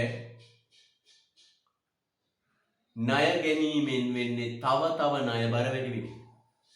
අපි අද බංග්ලාදේශයෙන් පවා ණය ගන්න තත්ත්වයට පත් වෙනවා. IMF එක නේද? ඒ වගේ ජපානයේ වගේ ලොකු හොඳ තැන් වලින් ණය ගත්ත අපි අද බංග්ලාදේශෙනුත් ණය ගන්නවා. ඒ තරමට වැටලා. ණය උගුලක අහුවෙලා. ණය ආරාම වැඩි වෙලා අපේ අය. දැන් ඒ ණය ගෙවන්න නැවත ණය ගන්න. එන්න ණය බර වැඩි වෙනවා. මම අර පුංචි කාලේ කියවපු කතාවක් තිබුණා. ඒ තමයි කොහොල්ල ගුලියේ ඇලිච්ච හා වගේ කතාවක්. මොකද්ද? කොහොල්ල ගුලියක ඇලවෙන හාවෙක්. ලොකු කොහොල්ල ගුලියක්. ඒකෙන් ගැලවෙන්න දකුණු අතින් ගැව්වා කොහොල්ල ගුලියට. දකුණු අත ඇල්ලුවා. වම් අතින් ගැව්වා. වම් අතත් ඇල්ලුවා. කකුලෙන් ගැව්වා. දකුණු කකුලෙන් ගැව්වා. කකුලත් ඇල්ලුවා. වම් කකුලෙන් ගැව්වා. වම් කකුලත් ඇල්ලුවා. නැට්ටෙන් ගැව්වා. නැට්ටත් ඇල්ලුවා. ඔළුවෙන් ගැව්වා. ඔළුවත් ඇල්ලුවා. අපේ රටවලුත් එහෙම. දැන් හැම තැනින්ම ණය ආරන් හැම තැනටම හිර වෙලා. ලොක් වෙලා ඉන්නේ. මේ යන රටාවට ගියොත් මේ රට කොහේ හරි ලෝකේ බලවත් රටකට සින්න වෙනවා. බලවත් රටකට සින්න වෙනවා. ඒ තරමට ණය ආරන් අපි ණය උගුලක අහුවෙලා. ඒ ණය උගුල ඇති උනේ දරා ගන්න බැරි තරම් ආණ්ඩුවේ වියදම් කළා. ඒ අවසාන ප්‍රතිඵලය විදියට ඒ ණය ගෙවන්න නැවත කොල් ණය ආරන් ඒ ණය ගෙවන්න නැවත ණය ආරන් අපි දැන් අද ණය උගුලකට අහුවෙලා. පැහැදිලිද? right. ඊළඟ විදේශ ණය ඉල්ලුම් වැඩි වීම සහ දේශීය මුදලේ බාහිර වටිනාකම් ක්ෂය වීම ඩොලර කෙහෙන් යනවා. වර්තන කිරීමේ හිගයක් පැවතෙන දේශීය තුරුම් පහළ වැටේ. ඊළඟ ප්‍රශ්න අහන ඔබ කියන්න ලංකාවේ අයගේ අවම කර ගැනීමට ඔබ ඉදිරිපත් කරන යෝජනා මොනවාද? ඔබ ඉදිරිපත් කරන යෝජනා මොනවාද? අපිට යෝජනා අපිට තියෙනවා 225ම ගහලා එලවලා අලුතෙන් හොඳ මිනිස්සු ටිකක් පත් කරගන්න කියලා. හොඳයි කියන්නේ එකක් නෑ නේද? ඔය 225ම පයින් ගහලා එලවලා අලුතෙන් මිනිස්සු 225ක් පත් කරගන්න කියන එක තමයි ඇත්තටම යෝජනාව තියෙන්නේ. නේද? මෙන්න යෝජනා. රාජ්‍ය වියදම් තාර්කිකකරණය. පුතේ රාජ්‍ය වියදම් තාර්කිකකරණය කියන්නේ මේකයි. අත්‍යවශ්‍ය කාට විතරක් දෙන්න ඕන පුතේ වියදම්. අත්‍යවශ්‍ය වියදම් ටික කරලා අනවශ්‍ය වියදම් නතර කරන්න. දැන් පොඩ්ඩක් හිතන්න මගේ පුතා හිතන්නකෝ. අයවැය ලේඛනයේ හිගය 11%ට ආපු වෙලාවේ දරා ගන්න බැරි තරම් ණය මුදලක් ආපු වෙලාවේ දලදේශීය නිෂ්පාදනයේ ප්‍රතිශතයක් විදිහට රාජ්‍ය ණය ප්‍රමාණය 101%ක් වෙච්ච වෙලාවේ ඇවිදින මන් තීරු හදන එක කල යුතු දෙයක්ද? ඔබේ බුද්ධිය විමසුවොත්. ලොක් වෙලා ණය උකුලකට හිර වෙලා ඉන්න වෙලාවේ තව තවත් ණය අරගෙන ඇවිදින මන් තීරු හදන එක කොතරම් තාර්කිකදයි මගේ ආර්ථික විද්‍යා ශික්ෂණලාභී දුව පුතාගේ මම අහනවා. අන්න පුතේ ප්‍රශ්න. තේරුණා නේද? අන්න ඒ වගේ අනවශ්‍ය රාජ්‍ය වියදම් අයින් කරන එකට කියනවා රාජ්‍ය වියදම් තාර්කිකකරණය. නේද? අනවශ්‍ය වියදම් අයින් කරන එකට කියනවා රාජ්‍ය වියදම් තාර්කිකකරණය. අවශ්‍යම දේ. තව දෙයක් මම කියන්නේ පුතේ අධ්‍යාපනය සල්ලි තියෙන කාට සල්ලි වලට දෙන්න ඕන. දුප්පත් මිනිහට විතරයි දෙන්න ඕන අධ්‍යාපනය නිකන්. පැහැදිලිද? දැන් බලන්න ධම්මික පෙරේරා කියන්නේ අපේ රටේ අංක එකේ හොඳම කෝටිපති ව්‍යාපාරිකයා. ඒ මහත්මයාගේ දරුවොත් නිකන් ඉගෙන ගන්න. ගමේ දුප්පත් මිනිහගේ දරුවෝ නිකන් කරගන්න. එහෙම නෙවෙයි පුතේ වෙන්න ඕනේ. ධම්මික පෙරේරා මහත්තයාට සල්ලි තියෙනවා. එයාට පුළුවන්කම තියෙන්න ඕන පෞද්ගලිකව වියදම් කළා. එයාට කියන්න ඕන ආණ්ඩුව එයාට සල්ලි තියෙනවා නේ පෞද්ගලිකව වියදම් කළ ඉගෙන ගන්න. දුප්පත් එකාට උගන්වනවා. රාජ්‍ය වියදම් තාර්කිකීකරණය කියන්නේ ඒක පුතේ. තේරුම් ගන්න. යන් ඊළඟ සේවකාර්ය සක්ෂමතාව නැංවීමට අවශ්‍ය අනවශ්‍ය රාජ්‍ය වියදම් කපා හැරීම. සේවක කාර්යක්ෂමතාව ඇති කරන්න ඕන අනවශ්‍ය රාජ්‍ය වියදම් කපා හරින්න ඕන. ඊළඟ රාජ්‍ය බදු අයභාරය ඉහළ නංවා ගැනීමට කටයුතු කිරීම. බදු නොවන ආදායම් ඉහළ නංවා ගැනීමට ක්‍රියා කිරීම. මොනවට පුළුවන් ආණ්ඩුවට මොනවා හරි බිස්නස් කරන්න පුළුවන් නේද? ඒවා. නාස්තිය දූෂණය අක්‍රමිකතාවම් කිරීම. ඔවා තමයි තියෙන පිටේ අපේ රට ගිලගෙන තියෙන නාස්තිය දූෂණය පංචාව. සාර්වාර්ථික අස්ථායීතා පාලනය කිරීම. උද්දමනීය සේවා වියුක්තිය වගේ අස්ථායීතාවන් පාලනය කරන්න ඕන. හරිද? right. දැන් පුතේ යට තියෙන වගුව හොතර බලන්න. සාමාන්‍යයෙන් ඔබට විභාග ප්‍රශ්න එන්නේ 2019 එකේ. හැබැයි 20න් ඇහුවොත් නෑ බෑ කීමේ හැකියාවක් නැහැ. එහෙම අවස්ථා තියෙනවා. 2019 20 තීරු දෙකම highlight කරලා පාඩම් කරගන්න. ඔබට පුතේ ලොකු පරතරයක් දකින්න පුළුවන්. When we compare 2019 figures and 2020 figures, we can see a huge difference between 19 and 2020. Overall budget deficit minus 6.8 to 11.1.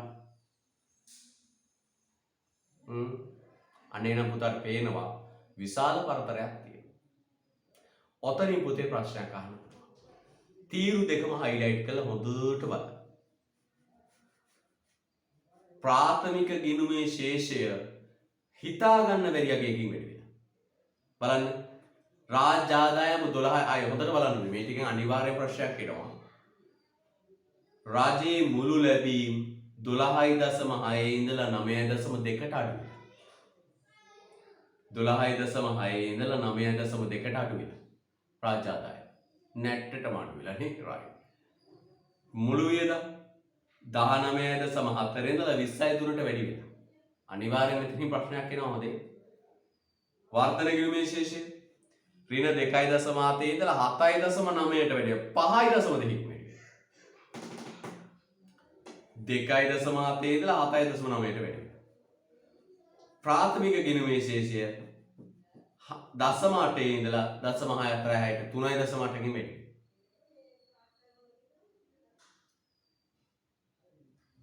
ඊට පස්සේ සමස්ත අයවැය හිගය 6.8 ඉඳලා 11.1ට වැඩි. 6.8 ඉඳලා 11.1ට වැඩි. තරු ලකුණු 3ක් දාලා පුංචි තරු 2ක් දාලා තව වර්ග තරුවකුත් දාන්න. තාම වැදගත්. හරිද? right. ඔතනින් ප්‍රශ්නයක් එනවා මෙයි නවයමයි. තිය ප්‍රශ්නයට එනවා. අයවැය ලේඛනයේ සුද්ධ මූල්‍ය හිගේ පැහැදිලි කරා. පොඩ්ඩක් කියව ගන්න පොඩි සූත්‍රයක් තියෙන එක විතර බලාගත්තම යන්න.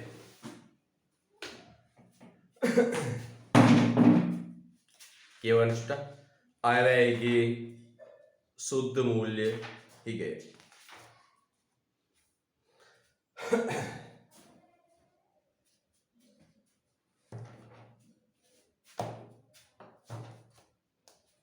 සූත්‍රය ලියමු පුතේ.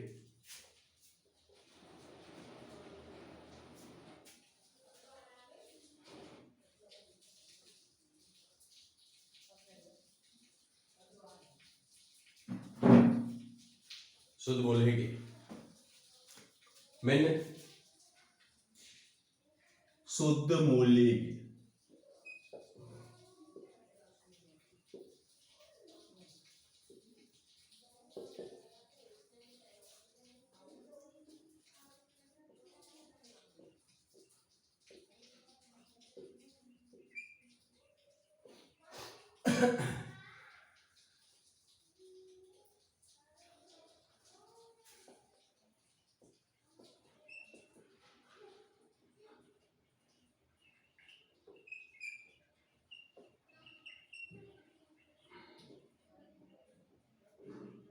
ලස්සනයි.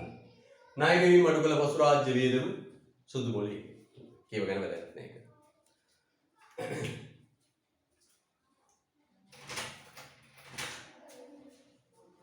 මොකද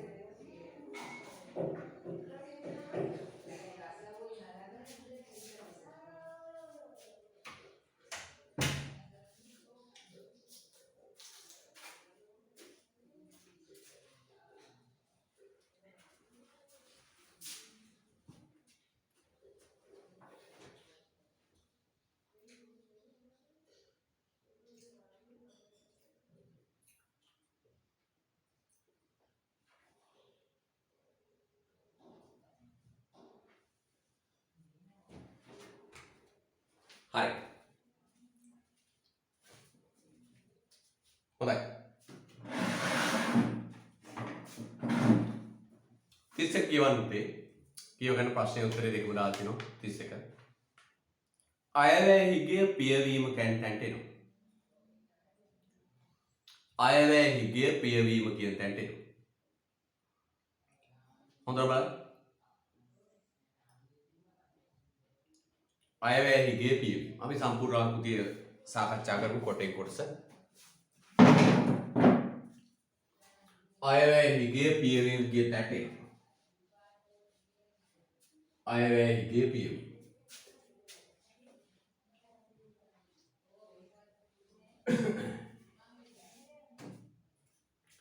අයවැය හිගය පියවීම. අයවැය හිගය පියවීම.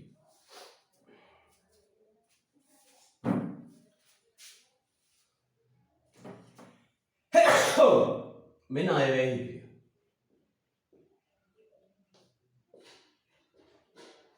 සමානයි. පුතේ අයවැය හිගය පියවන්න රට ඇතුළෙන් සල්ලි ගත්තොත් ඒකට කියනවා දේශීය මූලාශ්‍ර. දේශීය මූලාශ්‍ර. රටට පිටරටින් ගත්තොත් ඒකට කියනවා විදේශීය මූලාශ්‍ර.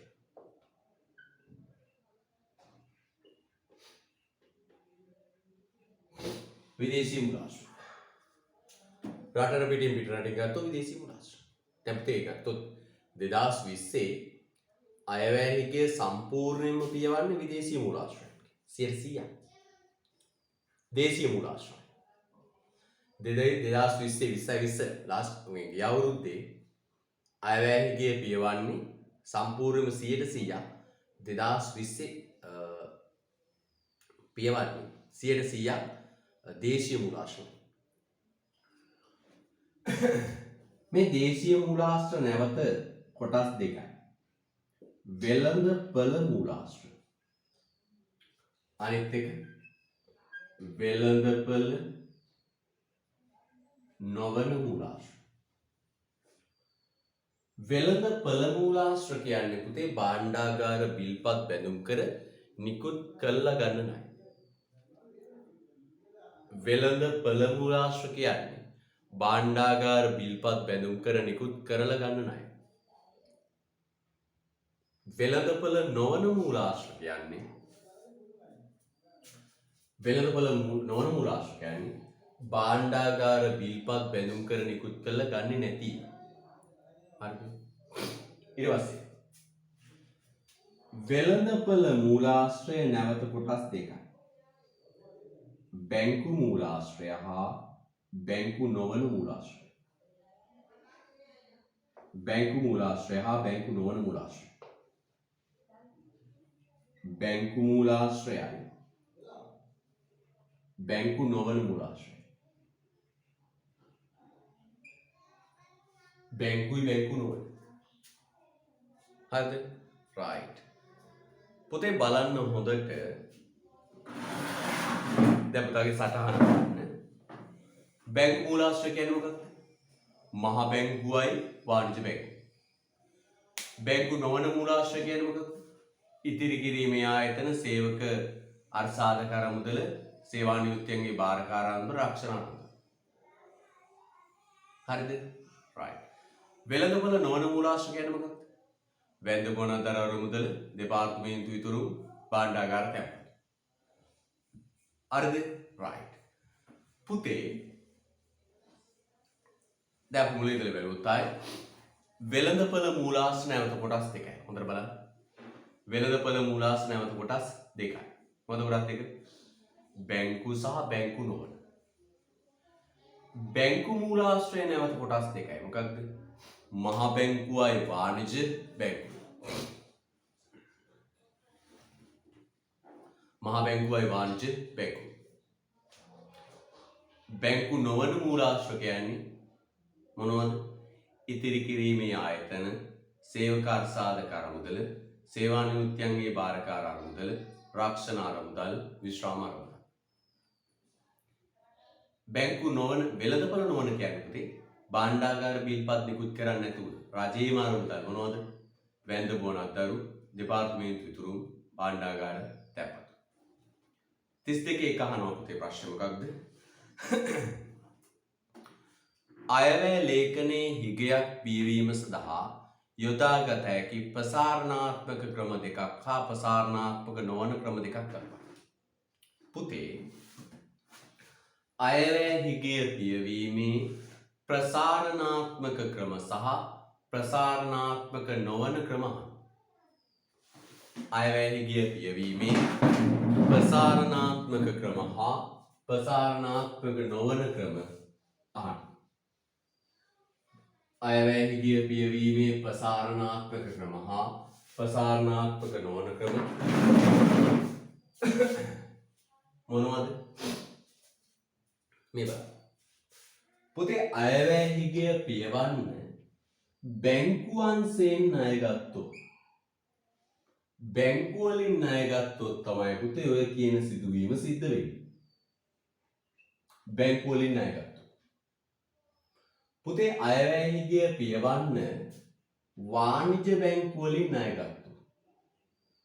අයවැය හිගය පියවන්න වාණිජ බැංකුව වලින් ණය ගත්තොත් වාණිජ බැංකු ණය දෙන්න ගියාම පුතේ මුදල් මැවීම සිදු වෙනවා. මුදල් මැවීම සිදු වෙනවා. money creation. ඔබ දන්නවා අර ණය දෙන්න ගියාම බැංකුවෙන් බැංකුවට පැන ගිහිල්ලා අතිසංචිතය ඇති වෙලා මැවෙනවා. මහ බැංකුව රජයට ණය දෙන්නේ පුතේ. මහ බැංකුව රජයට ණය දෙන්නේ මුදල් නිකුතුවක් කරලා. මුදල් අච්චු ගහලා. අච්චු ගහනවා කියන එකට වඩා වචනේ නිකුතුවක් කරලා. නව මුදල් නිකුතු කරලා. නිකුතුවක් කරලා. හැබැයි මගේ පුතේ මුදල් මැව්වත් අච්චු ගැහුවත් රටේ මුදල් සැපයීම වැඩි. මුදල් සැපයීම වැඩි.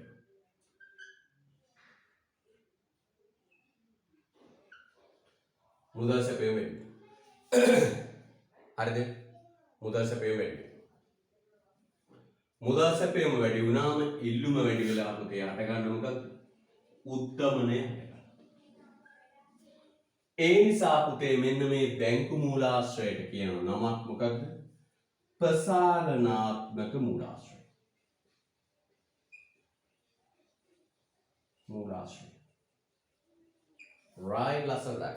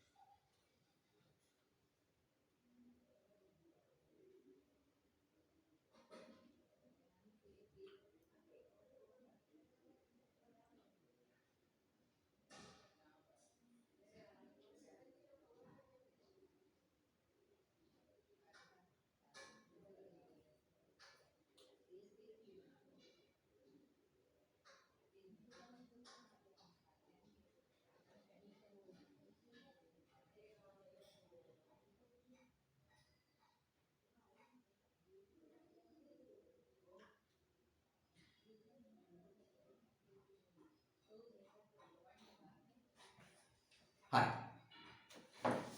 හරි. එහෙනම් අපි ඔකට කරමු. එහෙනම් යටිනවනේ.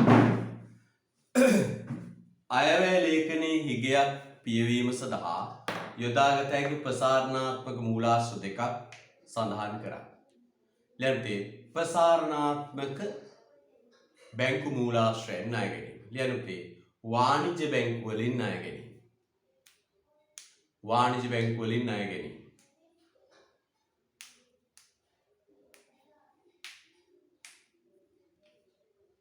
වාණිජ්‍ය බැංකු වලින් ණය ගැනීම. දෙක වාණිජ්‍ය බැංකු වලින් ණය ගැනීම වරහන් ඇතුළේ යන මුදල් මැවීමක් සිදු වේ. වාණිජ්‍ය බැංකු වලින් ණය ගැනීම වරහන් ඇතුළේ යන මුදල් මැවීමක් සිදු වේ. වාණිජ්‍ය බැංකු වලින් ණය ගැනීම වරහන් ඇතුළේ යන මුදල් මැවීමක් සිදු වේ. වාණිජ්‍ය බැංකු වලින් ණය ගැනීම වරහන් ඇතුළේ යන මුදල් මැවීමක් සිදු වේ.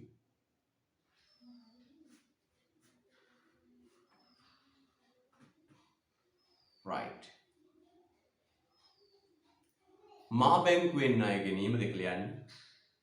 දෙක මහ බැංකුවෙන් ණය ගැනීම. දෙක මහ බැංකුවෙන් ණය ගැනීම. මුදල් නිකුතුවක් සිදු වේ. මුදල් නිකුතුවක් සිදු වේ. මුදල් නිකුතුවක් සිදු වේ. මුදල් නිකුතුවක් සිදු වේ. මුදල් නිකුතුවක් සිදු වේ. සාලි අච්චු ගහනවා ඔකේ. මහ බැංකුව වරහන් ඇතුළේ යන මුදල් නිකුතුවක් සිදු වේ. ඊට පස්සේ ලියනොත් ප්‍රසාරණාත්මක නොවන මූලාශ්‍ර කියන්නේ ඒ දෙක ඇර අනිත් ටික. මහ බැංකුවයි වාණිජ්‍ය බැංකුවයි හැර අනිත් ඒවායින් ගන්න ණය ටික. මොනවද තියෙන්නේ? ප්‍රසාරණාත්මක නොවන බැංකු නොවන වෙළඳපොළ ණය ගැනීම. ලියන්නේ ඉතුරු කියන්නේ ඉතිරි කිරීමේ ආයතන. ඉතිරි කිරීමේ ආයතන. ඊළඟ සේවක අර්ථ සාධක අරමුදල. ඉතිරි කිරීමේ ආයතන සේවක අර්ථ සාධක අරමුදල.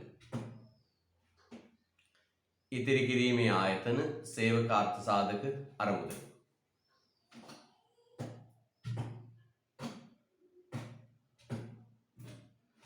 සේවා නියුක්තියන්ගේ භාරකාර අරමුදල. අර උඩ තියෙන ටික ලියන්න. සේවා නියුක්තියන්ගේ භාරකාර අරමුදල. රක්ෂණ අරමුදල.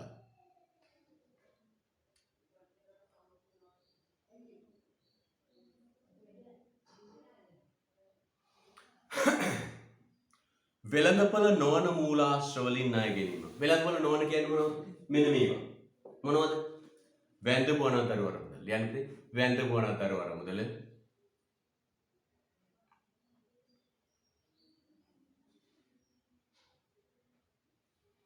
වැඳපු අනතර වර මුදල.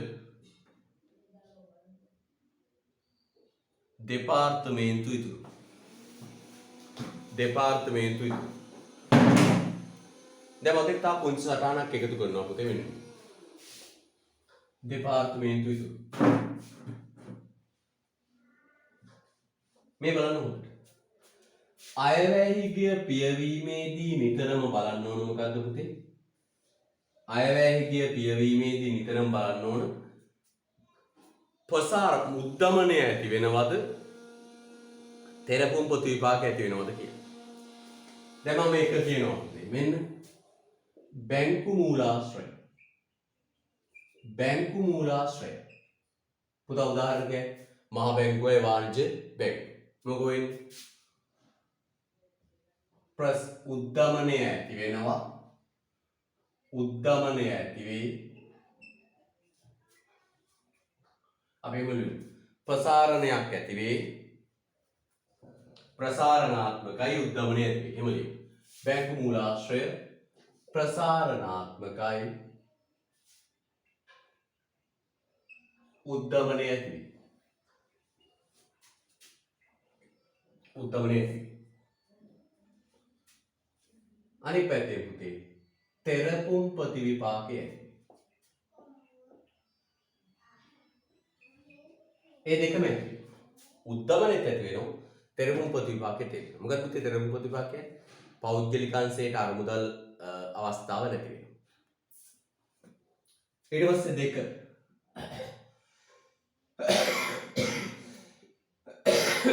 බැංකු නොවන මූලාශ්‍රය. ඉතිරි කිරීමේ බැංකුව රක්ෂණාය. ඒවල පුතේ ප්‍රසාරණාත්මක නොවේ. ප්‍රසාරණාත්මක නොවේ. උද්දමනය ඇති නොවේ. ප්‍රසාරණාත්මක නොවේ. උද්දමනය ඇති නොවේ. තෙරපුම් ප්‍රතිවිපාකය ඇති වේ. තෙරපුම් ප්‍රතිවිපාකය ඇති. NSP එකේ තියෙන සල්ලි ETF එකේ EPF එකේ තියෙන සල්ලි පෞද්ගලික අංශයට යන්නේ පුතේ ණය වශයෙන්. අන්න ඇති. ප්‍රසාරණාත්මක නොවේ. උද්දමන කාය ඇති නොවේ. හැබැයි තෙරපුම් ප්‍රතිවිපාකය ඇති. NSP එකේ ණය ටික මහ බැංකුවේ රජය ගත්තේ නැත්තම් පෞද්ගලික අංශයට දෙන්නේ. ඊට පස්සේ වෙළඳපොළ නොවන මූලාශ්‍රය. වෙළඳපොළ නොවන මූලාශ්‍රය. වෙළඳපොළ නොවන මූලාශ්‍රවල පුතේ ප්‍රසාරණාත්මක නොවේ. උද්දමනය ඇති නොවේ. ප්‍රසාරණාත්මක නොවේ. උද්දමනය ඇති නොවේ. අනිත් පැත්තෙන් පුතේ තෙරපුම් ප්‍රතිවිපාකය ඇති නොවේ. තෙරපුම් ප්‍රතිවිපාකය ඇති නොවේ. තෙරපුම් ප්‍රතිවිපාක ඇති වෙන්නේ නැහැ. ඇයි? වැඳපු අනතර වර මුදලෙන් පෞද්ගලික අංශයට ණය දීමක් සිදු වෙන්නේ නැහැ. ලස්සන දාගන්න. ඔතනම යට දාගන්න 38 පිටුවේ යට දාගන්න. 38 පිටුවේ යට දාගන්න.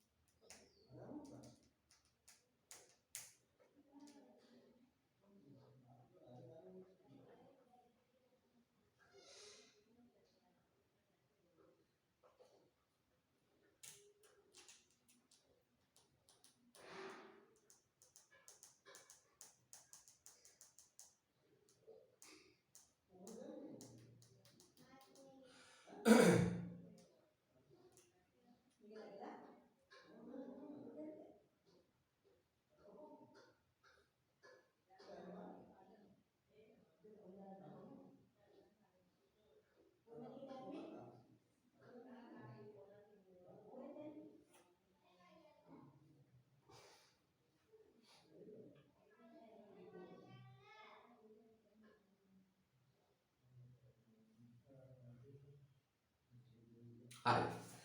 එහෙනම් පුතේ